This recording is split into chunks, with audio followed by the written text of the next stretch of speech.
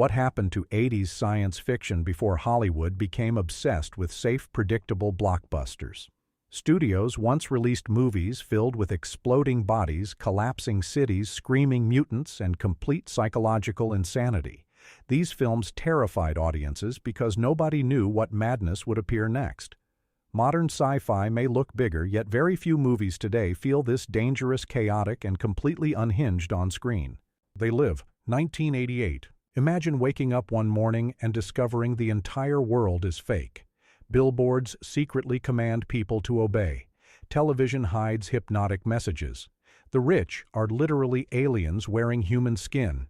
That is the insane premise behind They Live, and somehow the movie becomes even crazier from there.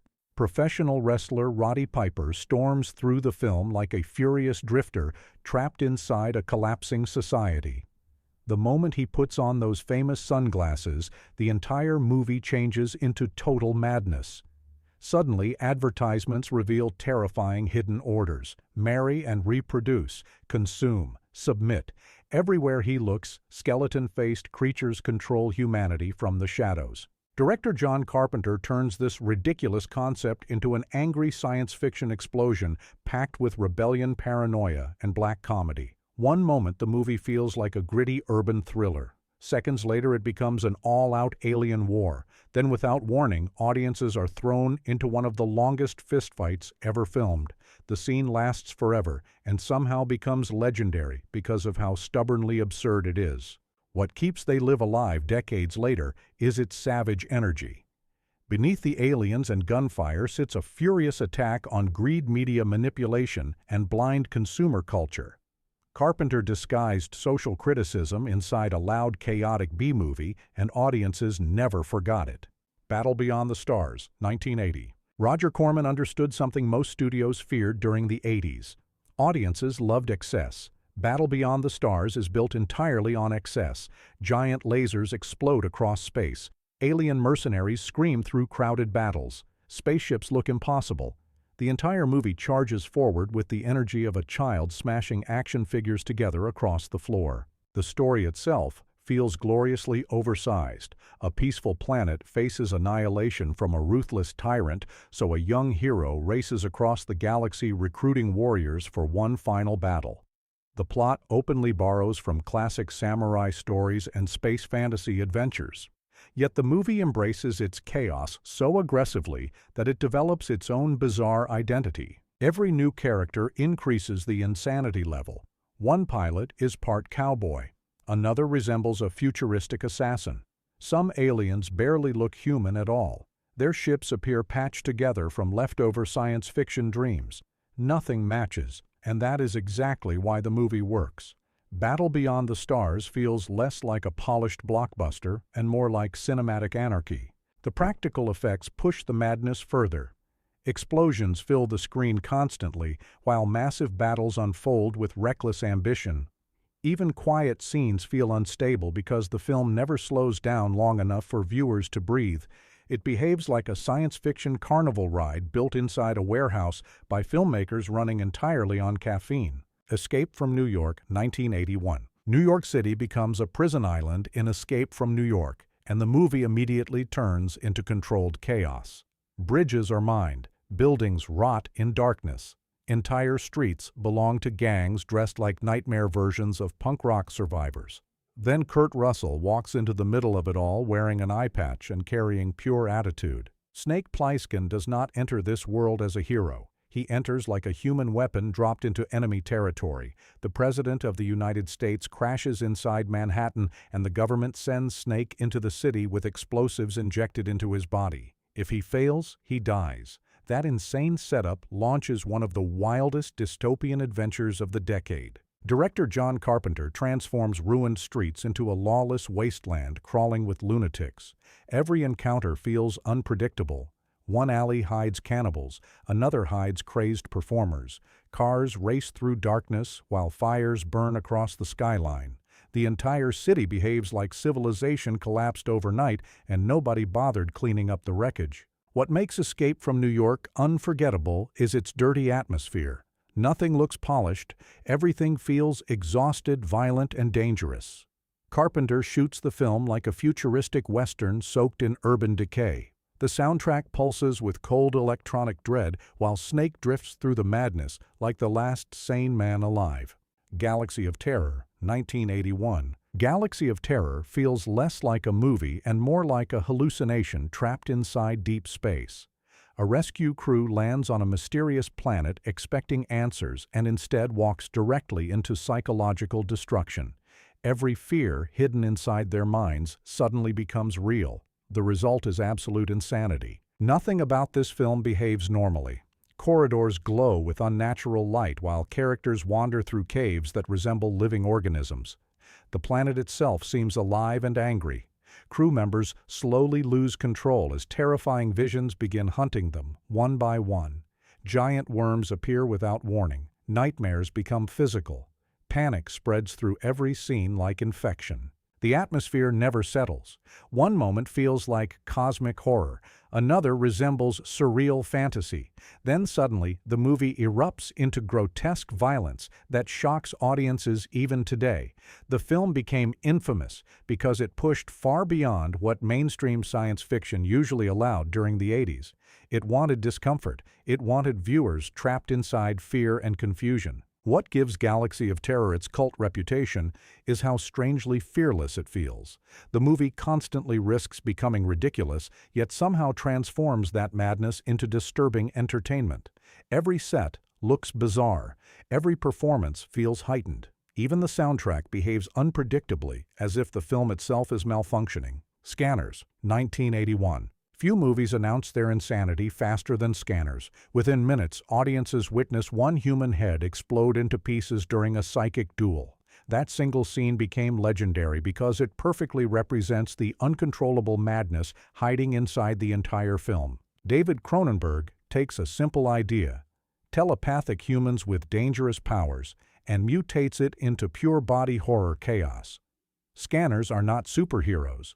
They are unstable ticking bombs capable of ripping minds apart. Their powers cause veins to bulge, eyes to shake, and bodies to collapse under unbearable mental pressure. Stephen Lack plays Cameron Vale like a confused weapon wandering through a secret war he barely understands. Scientists, corporations, assassins, and rogue psychics all fight for control while the world quietly falls apart in the background. Nobody trusts anyone. Every conversation feels dangerous because a psychic attack could erupt at any second.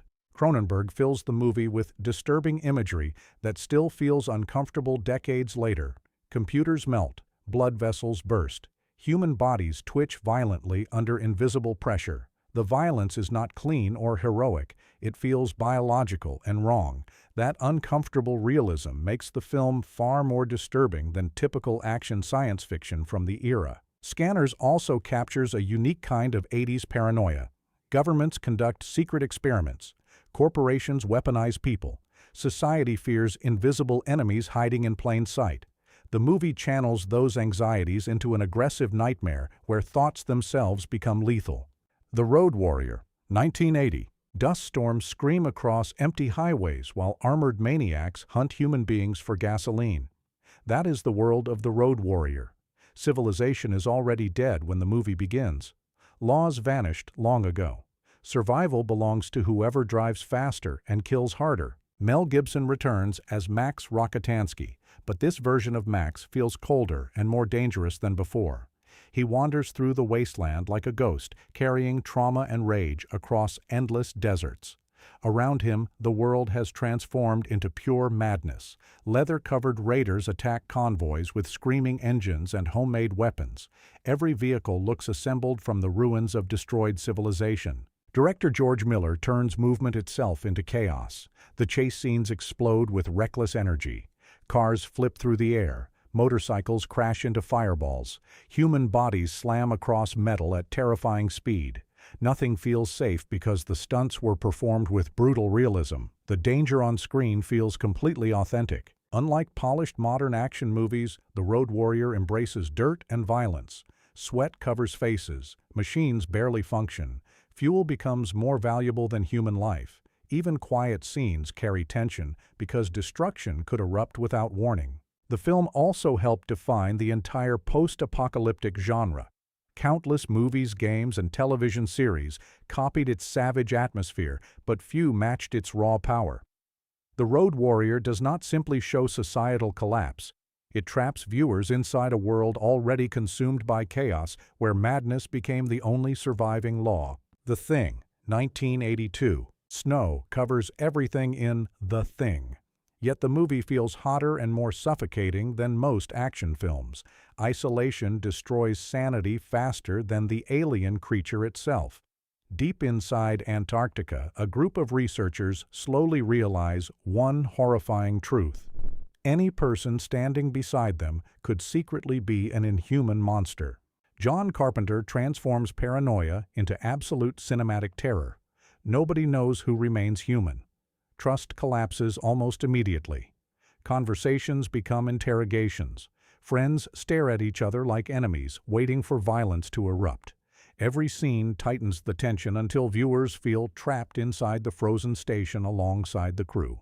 Then the madness truly begins. Rob Bottin created practical effects so grotesque they still shock audiences decades later. Human bodies split apart into screaming mutations, heads tear themselves free from flesh and crawl across floors like insects, limbs twist into impossible shapes while blood sprays through cramped hallways. The transformations feel horrifying because they look physically real instead of artificial. Kurt Russell anchors the film with exhausted determination as MacReady struggles to stop both the alien and the growing fear destroying the team from within. Even flamethrowers barely slow the creature down. Every victory feels temporary because nobody knows where the monster hides next. Brazil, 1985. Most dystopian movies rely on darkness and destruction. Brazil chooses absurdity instead. Bureaucracy becomes the real monster here, and the results are completely insane. One tiny paperwork error destroys innocent lives, while an entire futuristic society collapses under mountains of meaningless procedures. Jonathan Pryce plays Sam Lowry like a trapped dreamer suffocating inside endless government machinery. He works inside a giant administrative system filled with malfunctioning computers, tangled wires, and terrified employees who care more about forms than human suffering. Every hallway feels overcrowded with panic and confusion. Director Terry Gilliam turns the movie into a visual explosion of controlled madness. Machines smoke constantly. Air ducts burst through apartments. Clerks stamp documents while explosions shake buildings nearby. The world feels technologically advanced and completely broken at the same time. Nothing functions properly, yet everyone pretends society remains normal. What makes Brazil unforgettable is its surreal unpredictability. The film shifts wildly between satire, nightmare romance, and psychological collapse. One moment audiences laugh at ridiculous office procedures. Seconds later, armed soldiers storm through homes dragging screaming civilians away. Reality itself starts feeling unstable. Gilliam also attacks surveillance consumer culture and authoritarian control with savage energy. The government spies on citizens constantly while corporations profit from chaos. Even human emotions feel regulated by paperwork and official permission. Flash Gordon, 1980. Nothing in Flash Gordon behaves normally, and that is exactly why the movie became legendary. Colors explode across every frame while giant spaceships crash through glowing skies. Villains scream dramatically from enormous palaces, and entire alien kingdoms look like futuristic fever dreams brought to life. Sam J. Jones plays Flash as a fearless athlete suddenly thrown into galactic insanity. One moment he lives on Earth, and seconds later he battles Emperor Ming across bizarre planets filled with strange creatures and flying warriors. The story moves with reckless speed because the film never pauses long enough for logic to matter. Director Mike Hodges embraced visual excess without hesitation. Every costume shines with impossible brightness. Every set feels oversized and theatrical. Even small conversations feel dramatic because the movie treats everything with gigantic energy. Queen's thunderous soundtrack pushes the madness further, turning ordinary scenes into explosive spectacles. Max von Sydow delivers one of the greatest cult villain performances ever as Ming the Merciless. Around him, the film becomes increasingly chaotic. Giant weapons destroy cities. Armies collide in mid-air battles. Flying creatures attack from nowhere. Every scene feels louder and stranger than the last. Modern science fiction usually hides its absurdity behind realism. Flash Gordon proudly celebrates absurdity instead. The movie feels like a comic book ripped apart by lightning and rebuilt inside a neon circus. That fearless commitment to chaos transformed it into one of the most unforgettable science fiction spectacles of the 80s. Akira, 1980. Neo-Tokyo looks like a city moments away from collapse in Akira. Riots consume the streets while biker gangs race through glowing highways at dangerous speeds. Political corruption spreads through the government, and military scientists secretly conduct horrifying experiments beneath the city. Even before the real chaos begins, the world already feels unstable. Then Tetsuo changes everything. After surviving a mysterious accident, Tetsuo develops psychic powers beyond human understanding. His anger, frustration, and fear slowly transform him into something terrifying. Buildings explode apart during violent psychic attacks, while tanks invade crowded streets, trying desperately to stop him. Every new scene increases the destruction until the movie feels like civilization collapsing in real time. Director Katsuhiro Otomo created animation that still looks astonishing decades later. Thousands of detailed frames bring Neo-Tokyo alive with overwhelming energy. Crowded streets pulse with neon lights while explosions tear through skyscrapers, and underground laboratories hide grotesque scientific secrets. The movement feels fluid and almost supernatural during action scenes. What makes Akira unforgettable is its refusal to slow down. The story constantly escalates toward larger madness. Political panic riots, military violence, body horror, and psychic warfare collide together without warning. By the final act, reality itself begins breaking apart around Tetsuo as his powers spiral completely out of control. Akira did not simply influence cyberpunk cinema, it redefined visual science fiction forever. Few movies capture pure cinematic madness with such emotional intensity, destructive imagination, and unforgettable chaos. The 80s never cared about subtlety. These movies smashed audiences with paranoia, violence, mutant horrors, and worlds collapsing into insanity. That fearless energy turned them into unforgettable cult classics. Modern studios still chase this level of chaos, yet few films dare to feel this reckless, unpredictable, and gloriously unhinged ever again on screen.